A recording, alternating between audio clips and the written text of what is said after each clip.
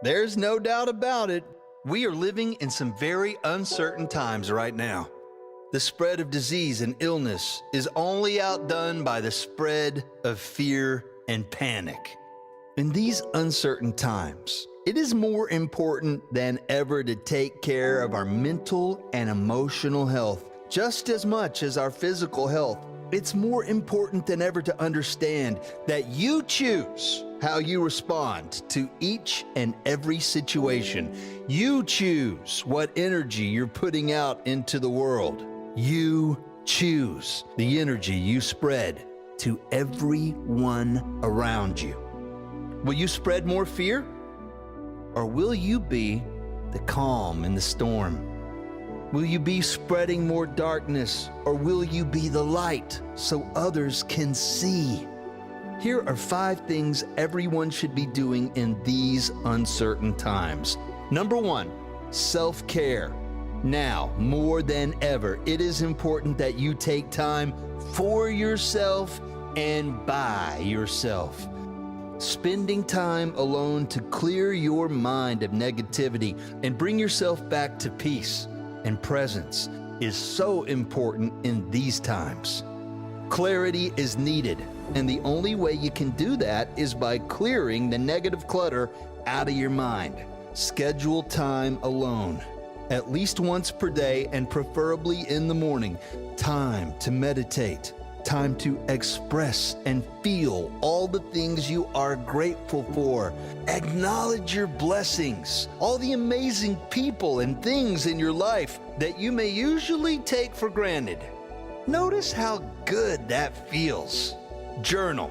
Set your intentions for the day. How do you want to show up for others? Take a walk, exercise, whatever gets your mind clear and in a state of optimism and peaceful clarity. Never forget your emotional health and mental health are just as important as your physical health. In fact, they are undeniably linked. Take care of yourself. Number 2, tell those you love how you really feel about them. Remind yourself of what is truly important in your life. Express gratitude to the people who you are most thankful for. If you've been uncomfortable in expressing yourself in the past, now is the time to get comfortable. Start small. Write a letter or send a text if you can't sum up the courage to do it in person. Get your feelings off your mind and out in the open. Feel the heavy weight release from your life and give that person you love the gift of being appreciated. As the saying goes, when we get to the end, none of us are going to think we should have spent more time in the office. Remember what and who are really important in your life and let them know now. Number 3, limit or end news consumption. What do news programs report? The average day-to-day beauty of the world? Or anything they can find to put you in a state of fear and panic? If you guessed the latter, you'd be right. Fear sells. Panic sells. Kindness and well-being don't. Fear is energy, and the more you allow in your life, the more toxic your energy is going to become. Fear is the real illness in the world today. And if you do your research, you will soon know it creates dis-ease in your body as well. Eliminate that unnecessary stress from your life and consume only positive material daily. If you do believe the world is going to end, what good is the news going to do for you? Commit to live out the rest of your life in joy, optimism, lightness, playfulness, happiness. Whether it's one day, 1 year, or 100 more years, whatever you have left, enjoy it. Love each moment like never before. Appreciate every experience you can. Experience each moment as if for the first time. Notice what that energy does for your life, your health, and the life experience of all those around you. Number 4, develop new skills and knowledge. Now could be a great time to reinvent yourself. Learn a new skill, upgrade your knowledge, be open to new perspectives and ideas. Let go of any fear of failure or embarrassment or any pressure you may have felt from society, family, or friends that you should be doing something else with your life. Follow your heart and do what you love. Learn more about things you love to learn and make a living from being alive in your work.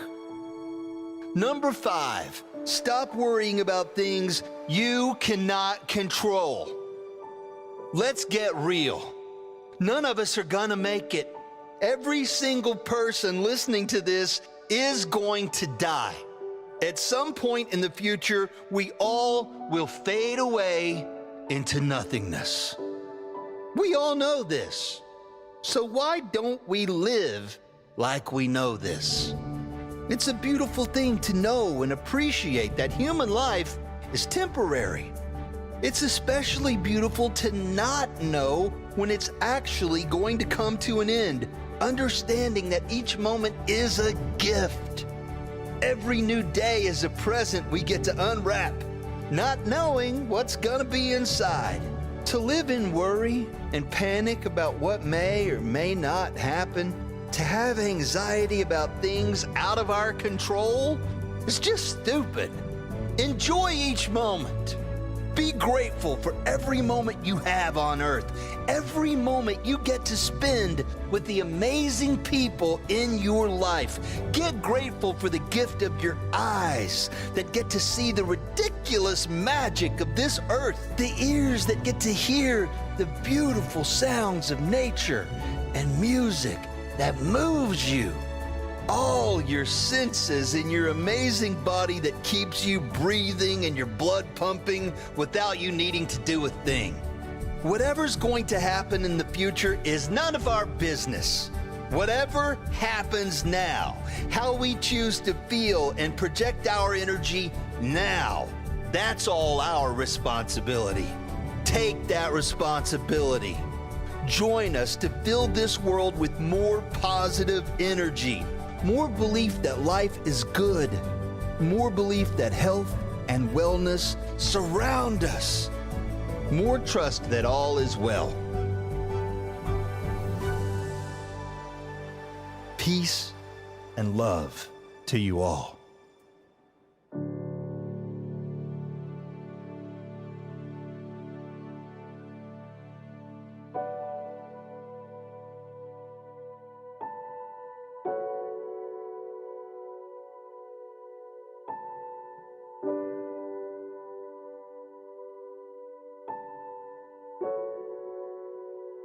Well, good morning, groupies.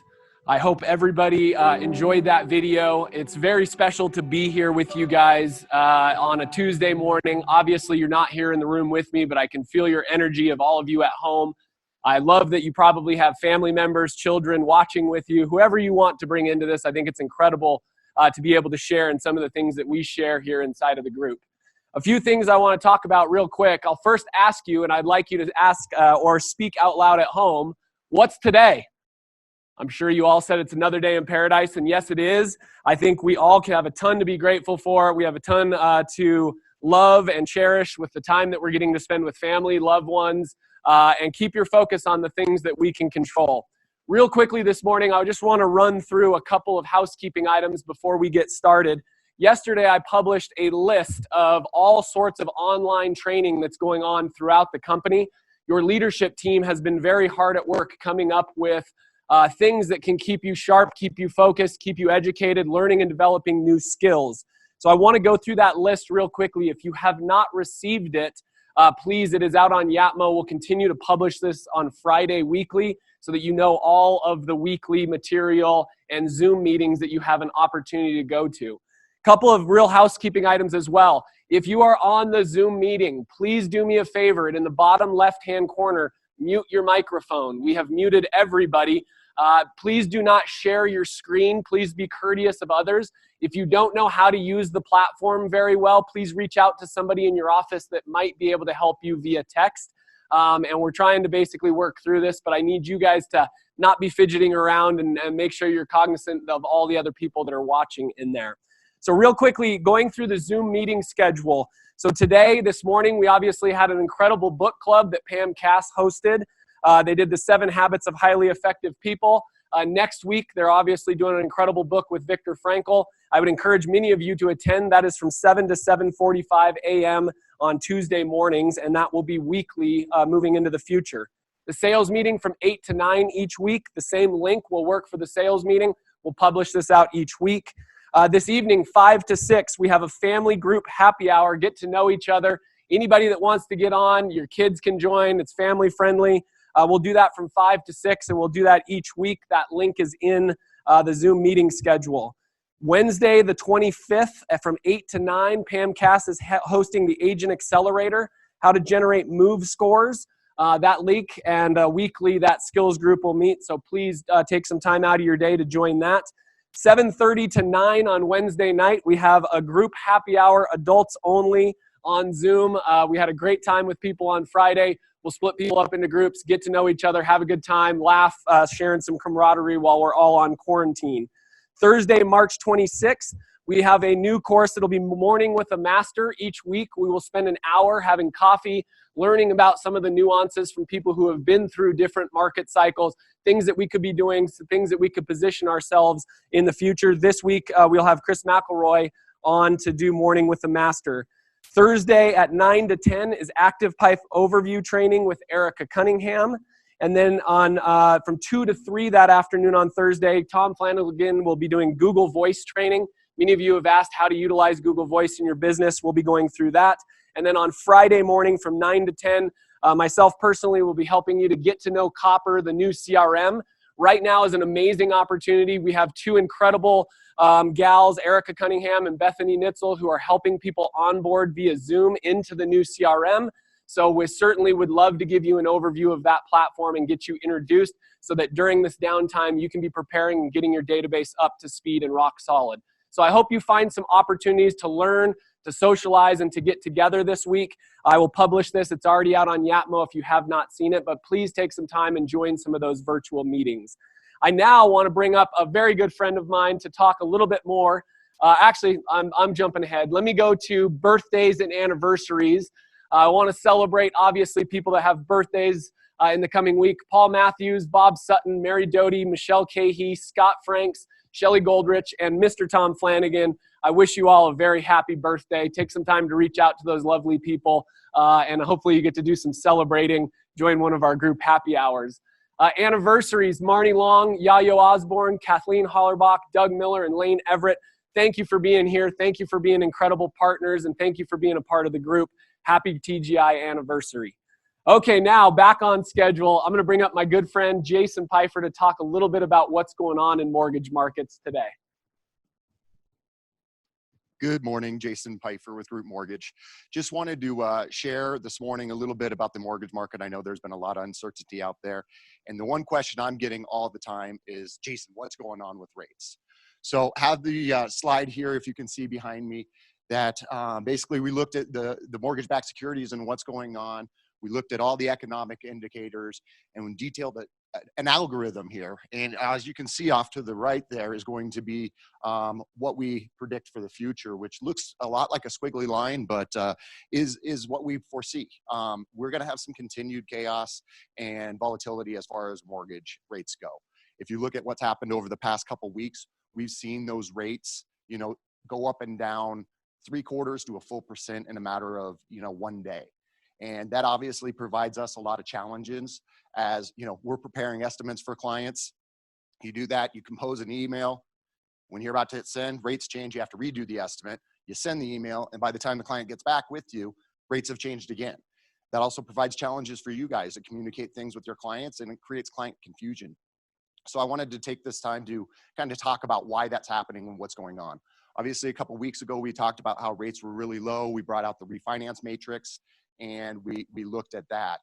And then we saw those low rates, and the Fed dropped the prime rate and the Fed's fund rate down to 0. And we're like, oh, rates are going to get lower. And then all of a sudden we started seeing rates climb, and everyone's like, why is this happening? And what we saw during that time is the markets realized there was a flood of more mortgage-backed securities coming in.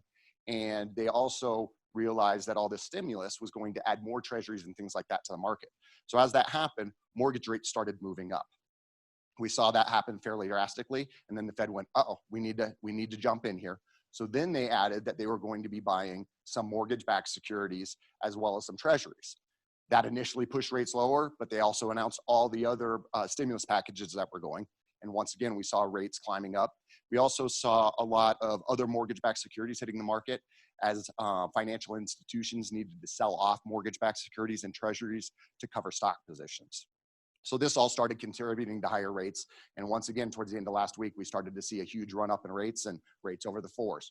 Over the weekend and on Sunday, they announced that they would be buying unlimited amounts of mortgage-backed securities and treasuries, which really helped out the market. So now today, we are back down to some fairly moderate levels.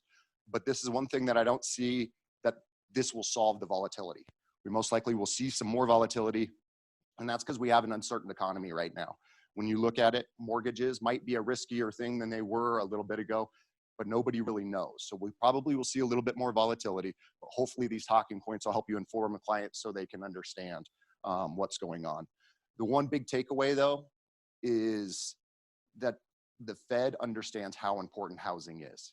And I think they've done so many different things to show that support. And I think that's something that they'll continue to do because it's such an important aspect of our economy. So that's kind of what has happened, but I also want to talk about what is happening right now. And that has to do with loan pricing. Loan pricing is very different than it's been in the past. Obviously, you have your owner occupied and your mortgage rates, and those have been hovering back down into the low 3s. But what we're starting to see is riskier loans really need to pay costs in order to realize the benefits of these low rates. Kind of interesting. Traditionally, you'd have those riskier loans, like an investment property or a lower credit score. And what you would do is you would bump up the rate in order to cover the higher price. However, with the way the market is right now, you really can't do that. So rather than bumping up the rate, they need to pay points in order to get the lower rates. For example, when I was looking at an investment property yesterday, without any points, we were looking at 5.375. However, if the client would pay 1 point, that rate went all the way down to 3.625. So I think it's important that we look at different ways in order to price loans. And I think it's important as you see loans that might have more closing costs than what you're used to, that you understand it isn't the lender looking to gouge someone, but it's the way the market is acting right now. And it's probably a very good investment for them to pay those points and do that. So things like cash out, lower credit scores, condos, investment properties, you'll likely see some higher closing costs on those loans given the current market condition. So the last thing I wanted to touch on, one more, is appraisals. So the appraisals right now are obviously a hot topic. They announced yesterday that they're likely going to move into doing drive-by appraisals and doing desktop appraisals. That's the media headline, but there's also always a little bit more to the story. So we're still getting hard guidelines exactly which transactions those cover. We have, I know, like cash out refinances are not covered in that. So make sure that you're dealing with credible sources as we look at that. That was just released yesterday. We have a call with risk today to see all the transactions that will do that. But loan to value, occupancy, all those things will impact whether we're able to take advantage of that. However, to show our support for you guys, we're always looking at innovative ways where we can support your business. And one thing that we started developing a couple of weeks ago when we saw appraisal turn times kind of lengthening a little bit is this thing which says partners help partners. And what this is Group Mortgage is going to contribute up to $500 for any rush fees clients incur to get an appraisal done. So typically, if you look, and we have about 2 weeks to do an appraisal, however, right now they might be taking a month. Therefore, if we have to pay a rush fee in order to get that done in 2 weeks for you, Group Mortgage is going to pay that additional charge, not your client. So just for easy numbers, if an appraisal is $500 traditionally, the client's going to pay that. And if we have to pay $1,000 for that appraisal, Group Mortgage would pick up that other $500. So please keep us in mind, help us, communicate, keep in close contact with your lender so we can give your clients the best client experience. Thank you. Awesome. Thank you, Jason. I really appreciate it. Thanks for keeping us informed and in tune with everything that's going on in a very changing market.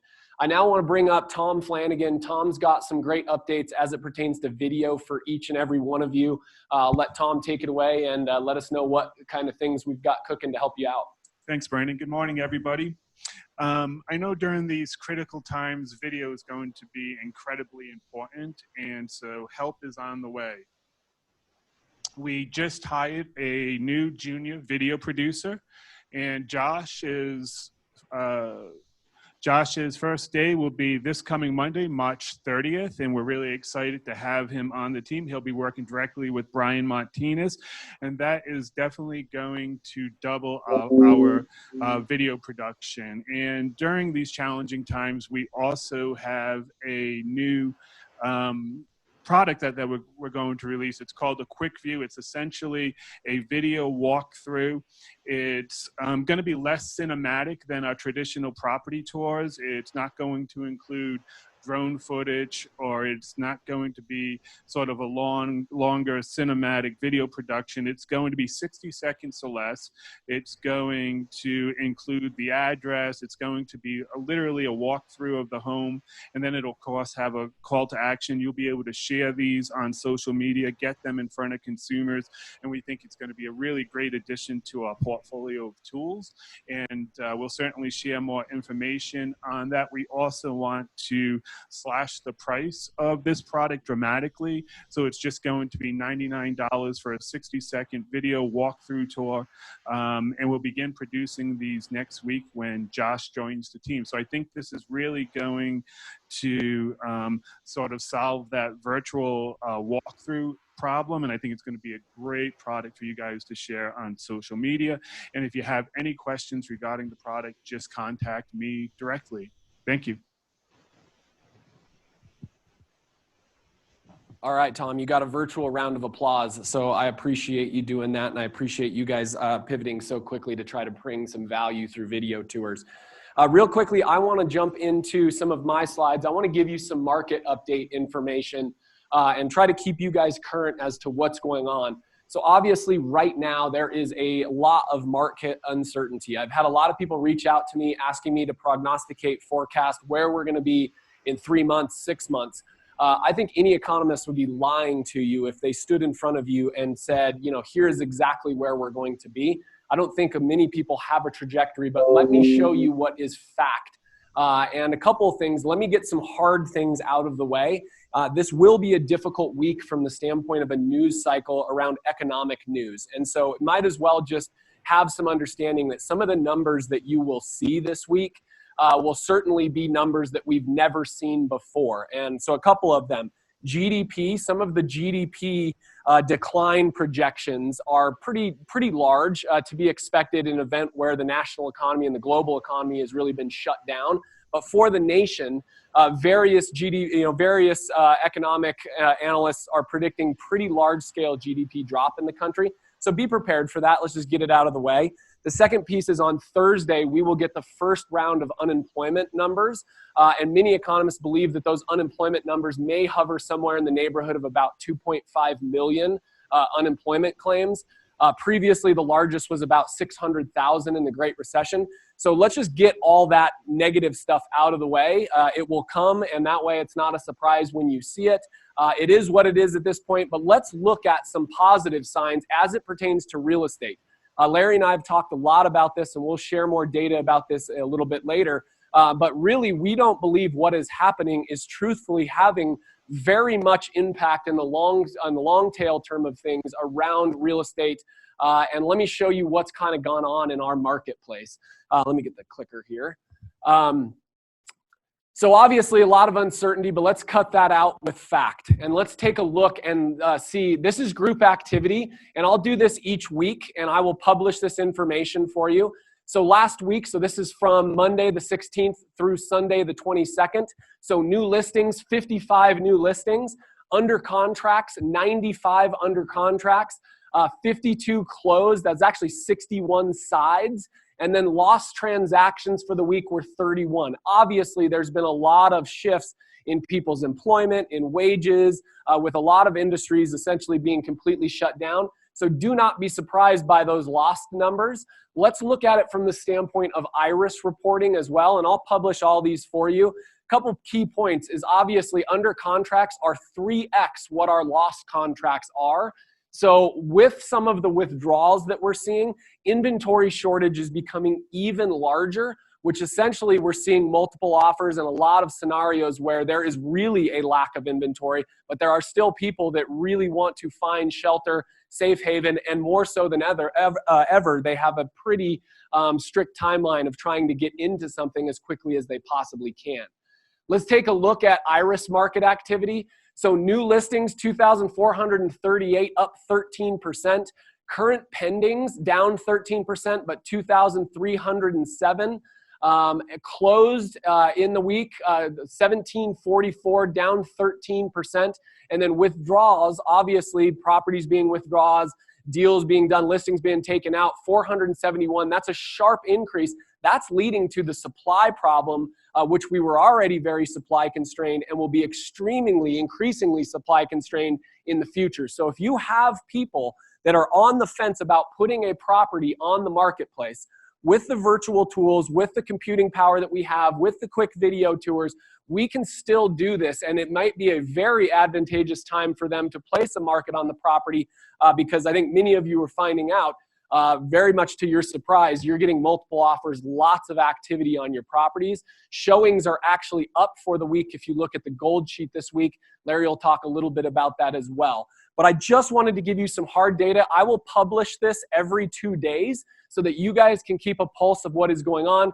We'll formulate some stuff in ActivePipe so that you can send this out to your customers as well to just showcase that, yes, we are feeling some impact like every industry, but for the most part, we are not seeing a complete halt or standstill. We're actually seeing the opposite of a lot of increased opportunity and some increased behaviors under contracts. So I hope that helps calm some of anxiety around business. But I will say, if you have just stopped or frozen what you're doing and you're using the quarantine from the standpoint of quarantining your business as well, that is a very, very detrimental move for you. Stick to your processes, stick to your guns, start to work on doing your real estate reviews, staying in contact and in flow. And those are very, very important tools as we try to kind of navigate through all of this. But our industry appears to be doing very well in comparison to many others. I want to real quickly go through the tour sheet for you. So if you have not seen it, I will go ahead and publish this. But I do want to make everybody aware of some of the properties that have come on the market, and I will highlight these for each of you. There is a new, and I'm trying to think, I don't have, or I do. Shelley Goldrich has a new listing, 1803 Falcon Ridge Drive. This is in Linden Park for $400,000. 4-bed, 3-bath, 2 stories, 1,900 square feet. Kyle Bassner has a new listing at 7363 New Raymer Court. This is in Ridgewood Hills, 5-bedroom, 4-bath, 2-story, 3,200 square feet. Paula Haw has a new listing. It is at 3914 Ridgeway Court. This is in Mountain Ridge Farm, and it's $440,000, 4-bedroom, 3-bath, 2-story, with 3,000 square feet. Sarah Horner, new listing in Silver Oaks, 2255 Silver Trails Drive. That is listed for $440,000, 3-bedroom, 2.5-bath, 2-story, 3,300 square feet. Hopefully I'm not talking too fast for you, but you can go through this sheet as soon as I send it out if you don't have it already. Matt Nesbitt has a new listing at 1025 Wind Trail. This is at Hill Pond for $355,000. It is a 3-bed, 2-bath condo, 1,688 square feet. Kyle Bassner has another new listing at 1042 Mountain Avenue. This is obviously a landmark. It's on the northeast corner of Shields and Mountain. $739 is that listing price. 2-bedroom, 3-bath, 3 stories, 1,800 square feet. Robert Jones has a new listing in Viewpoint, 3540 Reagan Court. This is in Wellington. And I don't have a price on this one, but you can contact Robert. 3-bedroom, 2-bath, and it's 2,540 square feet. And then I have Tammy Spalding with a new listing in Rimrock. This is 2124 Sandstone Drive. It's listed at $399. It's 3-bedroom, 3-bath, and it's a ranch. It's 2,100 square feet. Ryan DeHaan has a new one at Country Club Estates. It is 1712 Rangeview Drive in Fort Collins, 519,000, 4-bedroom, 2-bath. It's a tri-level and it's 2,100 square feet. Kathy Arntz has a new one in Storybrooke, 2109 Sherwood Forest. This is in Fort Collins for 360,000, 4-bedroom, 3-bath ranch at 2,800 square feet. Dave Muth has a new one in Ptarmigan. It's at 5110 Hogan Court. It's a 4-bedroom, 3-bath, 2-story, 4,200 square feet, and it's listed at 570,000. Todd Sledge has a new one out in Wild Wing, 6904 Summerwind Court. This is at 769,000. It's a 4-bedroom, 3-bath. It's a ranch. It's a patio home out there in Wild Wing, 4,100 square feet. And then Jan Berthoff has one in Steeplechase, 5341 Peakview Court in Windsor, 895,000. He says it's got $1 million panoramic views on 2.4 acres. It's 6 beds, 5-bath, 3-story for 4,500 square feet. Sally Brent, Alicia Sturgis, Josh Sturgis, and the entire Brent squad have a new one in Alfred Meadows. It's 970 Longspur Street. It's listed at 590. 5 bedrooms, 4-bath ranch with 3,800 square feet. And then Aaron Everett's got a new one in Thompson Valley, 395,000. It's at 750 Caitlin Circle. And it's a 3-bed, 2-bath ranch at 2,200 square feet. And then I've got Mitch Benner with one in Side Hill. It's 2445 Windrow, Aid 203. It's listed at 280,000. And again, it's a 2-bed, 2-bath, 1-story for 1,043 square feet. I will get this final tour sheet out to each and every one of you if you don't already have it. But if you would also, for any of your coming soon listings, because we are so inventory constrained, if you would do me a favor and make sure you're placing that information in Yatmo. I love some of the creativity. I've seen people doing online virtual tours, online drawings for people that are viewing the virtual tours. Kelly McBartlett, kudos to you for doing that. I love the creativity, the ingenuity, and kind of the forced adaptation to our new normal right now. So keep learning from each other. I'm so grateful for the technological tools that we have in place. I think they've made things very streamlined, and I hope that they're showing their value to each and every one of you. I now want to bring up somebody who is very important to me, and I think very important in times like this to offer immense perspective. I'd like to welcome Larry Kendall, who's here with me today, and we're going to chat a little bit about Are You Evolving? And we're social distancing as well. So, good morning. Brandon, it's an honor to be here. Thank you. And thank you for doing the virtual sales meeting and all the things you're doing with your technology and to keep the ship afloat and keep it moving. And so we're doing great. I mean, I love the numbers up there. We're still doing real estate. Exactly. So it's great. We're very grateful for what we have, right? Right, exactly. So can I have that clicker? Yeah, I'm always hoarding the clicker. Okay. So yeah, it's yours. The power of the clicker. That's right. So I really appreciate being here. Brandon asked me to just share some thoughts. I jotted some things down, and I think we always talk about this in Ninja, about the importance of your mindset. And your mindset's a set of beliefs or a way of thinking that determines our behavior and our outlook and our mental attitude. And as we all know in Ninja, we say it's very important to be a player, not a victim. And in the situation we're in right now, that is not just a phrase, that is for real. And what I notice is the people that are doing the business and still finding a way to get the job done are the players. And with the media, it would be very easy to become the victim. And players basically, it doesn't really matter what happens, it's how we must be a different way to turn it up. To what happens. You know, and like so how we're responding right now. And I think as a company, we're responding very well. I really there must be a Zoom way. what you're doing. So the last time we went through anything, we've never been through anything quite like this, but the last time we went through a market correction was back in the Great Recession, 2008, 2009, 2010. And I can still remember walking through the Mulberry office. I bumped into Patty Phillips, I said, "Hey, Patty, how you doing?" And Patty says, "I'm evolving." And I'll never forget that. And I says, "What do you mean you're evolving?" And she said, basically, she said, "Look it up." The definition of evolution is the ability of a species to change or adapt to its environment in order to survive. And so I think that's what we're being challenged to do right now, is to evolve. And I'd like to give a little bit of the science, a little history on evolution.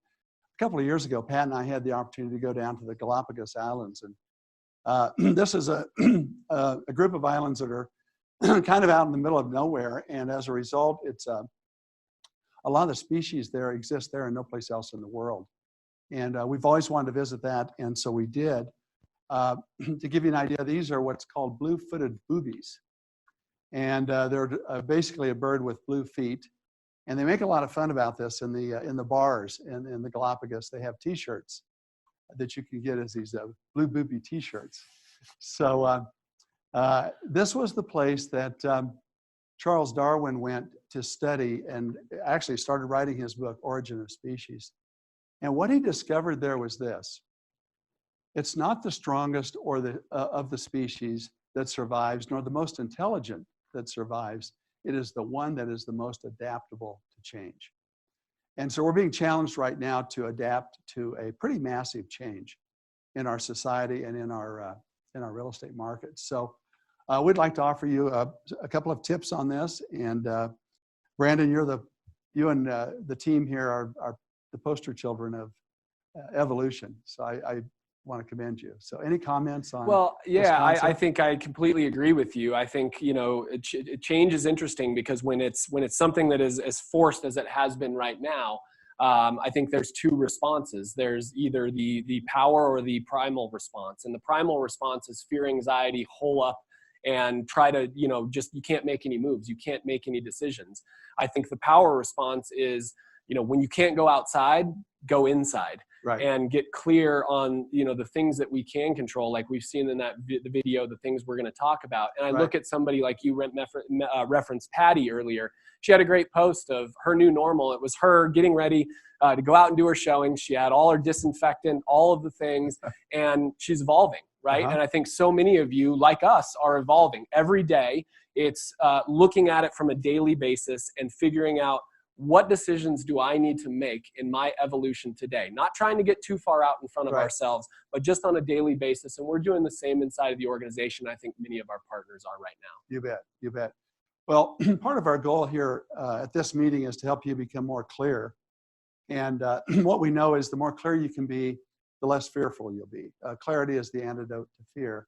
And also action is the antidote to fear. So if you're ever afraid and not sure what to, just do something.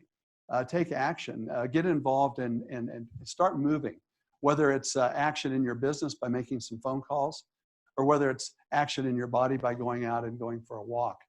But action is the antidote to fear. So I'd like to talk specifically about some of the actions that you can take. And let's do this in the context of Stephen Covey's 3 circles. And these are the 3 life circles. You've seen these before. The outer circle is the circle of concern.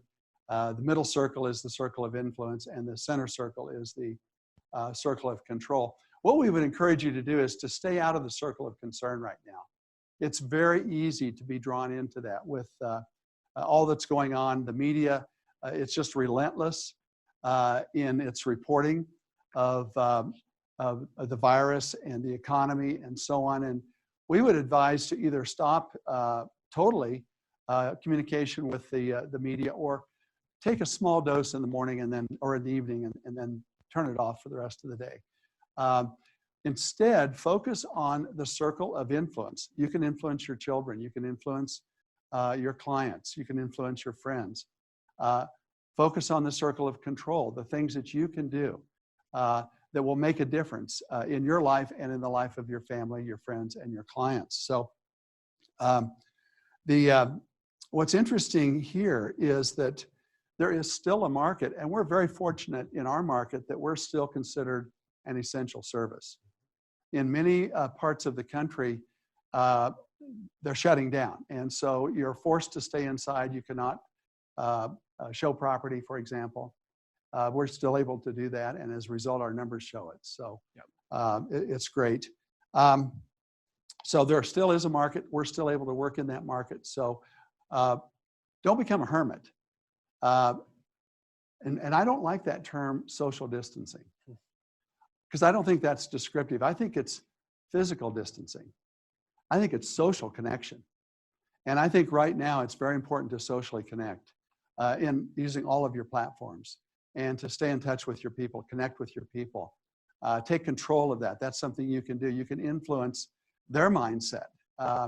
You could, for example, take that video that you showed this morning and send it out to your clients and to your friends. And I think that's really very important. Yeah, I disagree with the word social as well, because what I've seen is the socialization of so many people has gone so much deeper.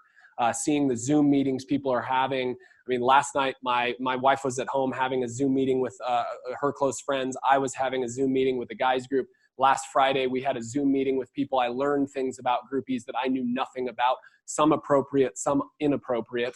But those are the types of things. And I think, we've got the tools, and we need to be the energy and the light in so many other people's lives. Yeah. We've been given a tool set and a resource bag from you and your teaching and from the Ninja Nation and the things we've learned about how to utilize our mind and how to utilize that in focus. We need to be sharing those gifts with people outside who have not been exposed to that type of thinking, because you will essentially change somebody's trajectory, their day, their week, their month, their year, and you will pull them through a place of uncertainty to a place of clarity, and you forever can build exponential value in the lives of those around you right now if you're double down and investing in the social connection. The physical distance should have no impact on your connection with people. Beautifully said. Beautifully said.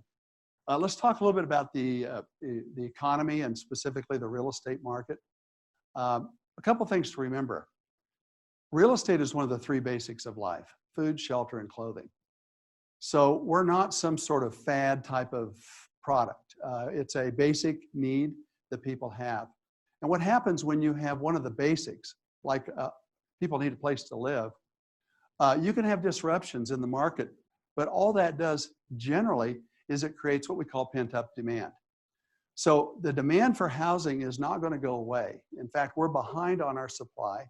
The National Association of Home Builders Economists estimates that we've been undersupplying housing by about 500,000 units a year for 10 years. So we're about 5 million households or housing units behind compared to growth of households. So there's going to be demand for what we do. There's demand for our product. If it's temporarily disrupted, it will come back bigger than ever on the backside. And so we need to remember that as Don Tennyson said to me last night, he says, it looks like we're not going to lose income. We're simply going to postpone income. It looks like what could happen is we'll probably do in 9 months what we would normally do in 12 months. And that's the mindset of a player. That's the mindset of somebody who's adapting and evolving. Any thoughts on that? Yeah, no, I love that we are postponing. And I think what's even more important is we have this pent up demand, but that demand is growing every single day, with the idea that so many who had foregone this vision of how important home was, that has come rushing to the forefront of people's attention, to their feeling and their sense. Many people said, I don't need a home. I can live in an apartment. I can live a little bit more of a nomad lifestyle, and I can be out and about.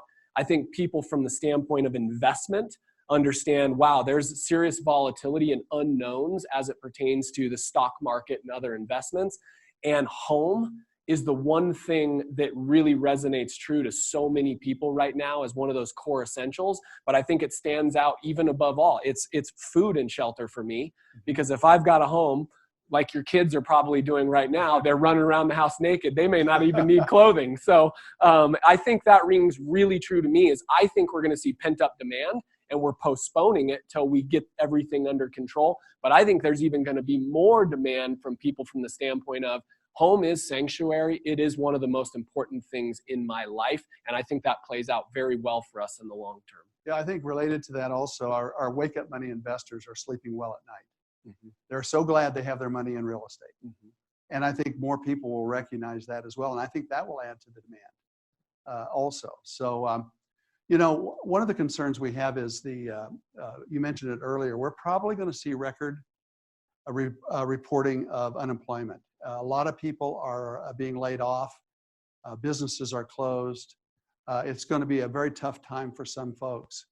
And I'd like to talk a little bit about that. And I was visiting with our son, Matt, and his wife. They live in Las Vegas. They're both in the entertainment business. She's a performer for Cirque du Soleil. He's a sound engineer for shows. The entertainment business basically is closed. All of Las Vegas, the casinos, the Cirque du Soleil shows, everything is closed up. So they're sitting at home now. We're on the phone with FaceTime with them, and they have a 2-year-old daughter. They're nervous. And fortunately, they have a couple of months of savings, so they'll be okay. They can make it through a couple of months. But then they were asking, but then what? What do we do next? And I pointed out to them that they're sitting on $150,000 of equity in their house. They had never thought about that. And I said, Matt, you should go down and arrange for a home equity line of credit. So as kind of a safety net, if this thing goes more than 2 or 3 months, you're going to be fine. And was interesting to watch the color return to their faces, watch them start breathing again, and watch the fear go away.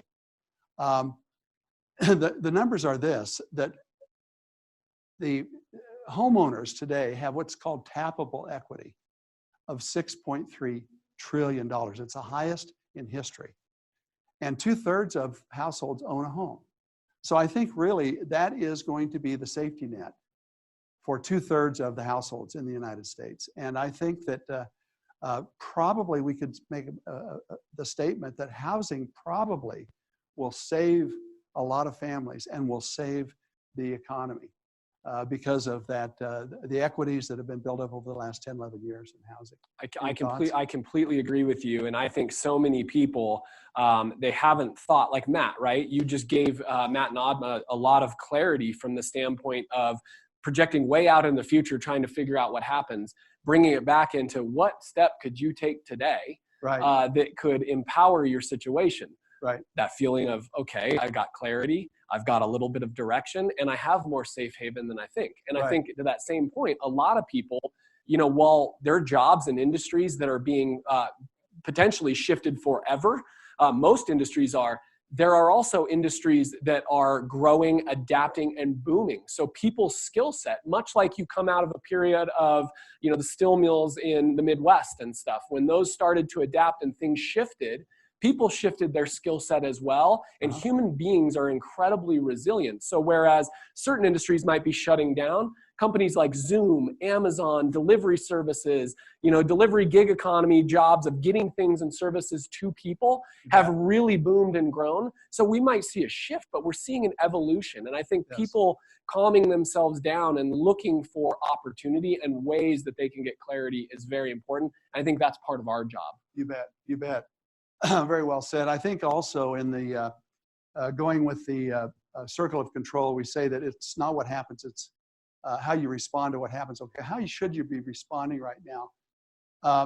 One of the things that is interesting is if you look at the Ninja 9, every one of the Ninja 9 can be done virtually or from your office or from your home, okay? Starting out with your gratitudes. You can do that when you wake up. You don't have to go to an office or anything. You can do that. You can not open your email first thing so that you end up doing your Ninja 9. You can write your notes. You can look at your hot list and your warm list. You can start calling people on your hot list and your warm list. You can do your real estate reviews via Zoom or GoToMeeting. You can do those. And a big one is Ninja habit number 9, which is your CRM or your database. And I've been talking to groupies this week who are saying, I'm finally getting to the point where I can get my CRM the way it needs to be. I'm learning Copper. I'm learning the new market analysis tools. I'm learning some of the technology that I've been, you know, I was so busy working in my business, I did not have time to work on my business. Well, now's the time. Now's the time you can be working on your business. and connecting with people. And you know what? Don't get too hung up on the electronics. It's okay to pick up the phone. I was on the Pamcast and I had a Zoom call yesterday. There are so many people on Zoom right now that the platform was running slow. So we just said, well, let's just pick up the phone. You know, so you don't have to necessarily use the more advanced technologies. You can go old school and use the phone. Yeah, I want to point out one thing with regards to Pam. The other thing, you know, Don Tennyson has always said this is, you know, people get confused in the term show up. You know, right now it's how are you showing up to your day? Are you showing up in a way, in a manner, in a fashion that is driven, directed, and on a trajectory to get you to where you want to go? Or are you sitting at home in your pajamas, listening to the news, completely discombobulated? And I'm bringing up Pam because I saw a picture of Pam doing one-on-ones. Pam was dressed. She was ready like you would see her in the office. She had her group name tag on, and she was on a Zoom call. So how you show up is important. I understand that there's a little bit of freedom and flexibility of being at home, but you know what will also empower you and give you clarity? Go put on your work clothes, sit in that room and be there on purpose. You don't got to do it all day. I know many of you have kids there, but that simple act, I go back to the study that you reference of the people making phone calls and wearing the suit, and they were University negotiation study. Exactly. And so it's the same thing. Do you feel more confident with your hair discombobulated in your pajamas with food stains on from your breakfast? Or do you feel better still being on purpose and still being intentional about showing up? And I think you can do that from home. You know, we don't know how long the virus will last and when the economy will be reopened and so on. We're hoping it'll be a couple of months. If we look at China, we look at Korea, we look at some of the other countries, it's 2 to 3 months. It might be longer though, and we need to be prepared for that. We don't really know, but what we do know is that this too will pass, and at some point we'll be back open for business, and when we do, there'll be pent-up demand. Now, what's interesting is at the end of the year, we talk about your business plan and how important it is to have your business plan ready to go and start executing your plan on November 1st if you want to have a great year the following year. And the reason is because it takes about 60 days. Once you launch, once you start doing Ninja 9s, for example, it takes about 60 days for those seeds to start to germinate, to start to sprout, and for you to have a harvest. So we've been in this now for about a month. If it's 3 months, we've got about 60 days before the tidal wave is going to hit, called pent-up demand. What are you doing right now to plant those seeds to be ready for that? You know, you don't want to wait till the economy reopens to then start, because now you're already 60 days behind. And so start today. I mean, do this get into a routine every day. Yep. And I think that routine will bring you comfort, bring you clarity. You know, the other thing I think I want to make sure that you segue into is, how are people evolving? Some of the big questions that you're learning from inside about, some of the things that you've discovered through this, maybe some areas of inefficiency or ineffectiveness. I'd love to hear from you a little bit more about that. Let's talk about that. I want to make sure that we're ready for the surge that's going to happen. Now, groupies, we say, success often comes to those who get in front of the inevitable. Well, it's inevitable because we're in one of the 3 basics: food, shelter, and clothing. We have a disruption right now in our market, and it'll be manifested in a pent-up demand that's going to be coming later. So let's be ready for it. I think that the thing that you're referring to, Brandon, is what lessons are we learning from this? And anytime we're challenged, I always ask myself, what's the lesson in this? I believe that the universe gives us lessons, and we either pass the lesson or that we get the lesson again. And so I've been through a number of market cycles. Each time there's a challenge, each time you have to adapt. And each time I ask myself, well, what are the lessons, that I'm learning from this? And I think there's several. First of all, what is the lesson that you're learning about your health? Are you as healthy as you would like to be? Are you healthy enough that you could withstand something like the coronavirus? if you're not as healthy as you want to be, perhaps this would be a wake-up call, what we call a wake-up lesson, time to address your health. And you know what? If we're kind of self-quarantined a little bit, you got the time now to do that. Also, what about your wealth? Are you in the position that you really would like to be in when you have a disruption like this? Do you have the reserves put away, or do you have the investments? Or have you been always putting that off because you were so busy being busy and being in your business that you never really took the time to, you go to the Wake Up Money classes, but never really took the time to acquire any properties. Now is the time to do that. So Yeah. I think for me, I've been thinking a lot about this, Larry, and the thought that pops in my head is what has surfaced for me? And I think that's a question you should be asking yourself. I talked a little bit about last week about controlling the first hour and the last hour of the day and why that's so important. And one of the critical things that has been very powerful for me over the past year, but has become even more powerful, is journaling. And some of the questions that I ask myself when I journal is, who am I? What is my purpose? And what is surfacing for me? And so recently, what is surfacing for me are the questions of, is my health exactly where I want it? Where do I feel inefficient or ineffective? And I think you all have those thoughts right now of what are the scary thoughts that might come up to the surface, rather than doing what human nature typically does and pushing them down to the back corner of the room, not addressing them. Right now is the opportunity to evolve. It's the opportunity to look those things straight in the mirror and go, you know what? Today, not when the economy comes back, not when we're all clear to go out and be normal again.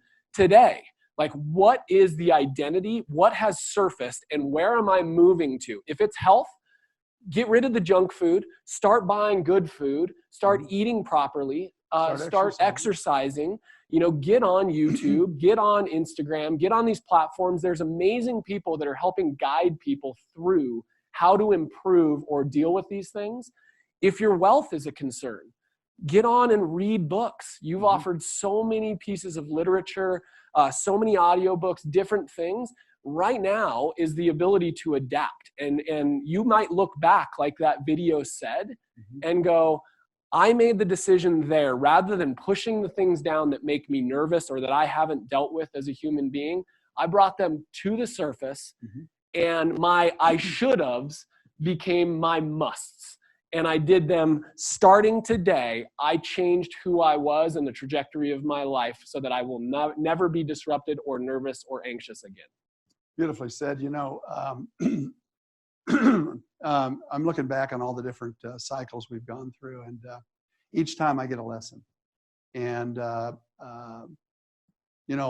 knew what I should be doing, but I was always kind of, someday I'll do this, someday I'll do this. And what a challenging time like this does is it makes me realize I should have been doing it, and I'm going to start today. And that's the benefit, really, of what we're going through right now, is that it'll help us evolve.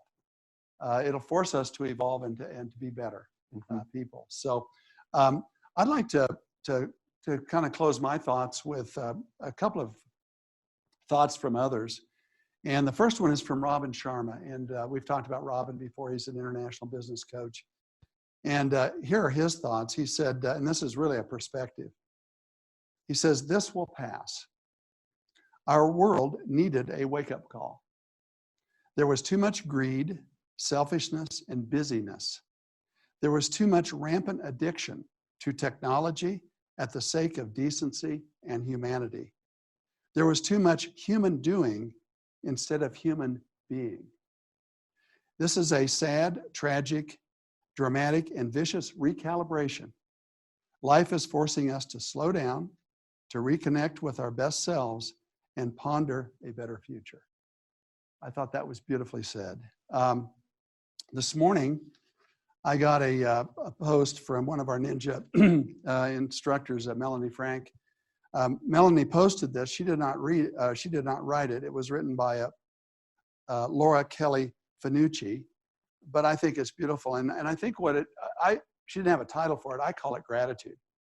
And how in times like this, we suddenly start to really appreciate things. And so Laura Kelly Finucci writes, when this is over, may we never again take for granted a handshake with a stranger. Full shelves at the store, conversations with neighbors, a crowded theater, Friday night out, the taste of communion, a routine checkup, the school rush each morning, coffee with a friend, the stadium roaring, each deep breath, a boring Tuesday, or life itself. When this ends, may we find that we have become more like the people we wanted to be, that we were called to be, and that we hope to be, and may we stay that way forever. Couple last things. You know, we used to say, I have to go to the office. Now we get to say, I get to go to the office. I have to go to a meeting. Now we get to say, I get to go to a meeting. Oh, I have to have an open house. Now I get to have an open house. So I think it puts a perspective on it of give thanks for all the things that we used to have that we took for granted and that we'll have again. So those are my thoughts. I love the idea that this is a recalibration of gratitude.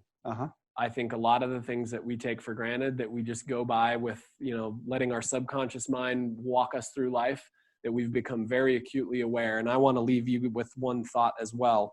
This was sent to me yesterday, and I think it's pertinent about the kind of the choice and the decision we have to make as how we're showing up today. A Cherokee elder was teaching his young grandson about life. A fight is going on inside me, he said to the boy. It is a terrible fight, and it is between two wolves. One is evil. He is angry, envy, sorrow, regret, greed, arrogance, self-pity, guilt, resentment, inferiority, lies, false pride, superiority, self-doubt, and ego. The other is good. He is joy, peace, love, hope, serenity, humility, kindness, benevolence, empathy, generosity, truth, compassion, and faith. This same fight is going on inside you and inside of every other person too. The boy thought about it for a minute and then asked his grandfather, which wolf will win? The elder simply replied, the one that you feed.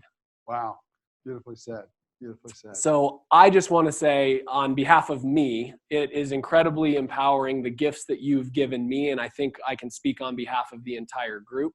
I think they have propelled us forward to a place where we're able to cope, deal, and come out better, stronger, more energetic people that are able to fuel those around us. And so I'm honored to be here with you this morning to give this message, and thank you for your time. I'm honored to be invited, Brandon. I just appreciate you and everything that you guys are doing. It is another day in paradise, and our future is very bright. No doubt. And I also want to thank Jason Pfeiffer. I want to thank Amy Hoback. I want to thank Tom Flanagan. I want to thank Mitch and Rob and all of you at home for joining us this morning. I hope that you will all stand up out of your seats and we're going to let it go. And hopefully all your family members, all your kids, whoever's there, you can explain to them later. But on the count of 3, we are all going to clap. You want to lead us together? You bet. 1, 2. Have a great day.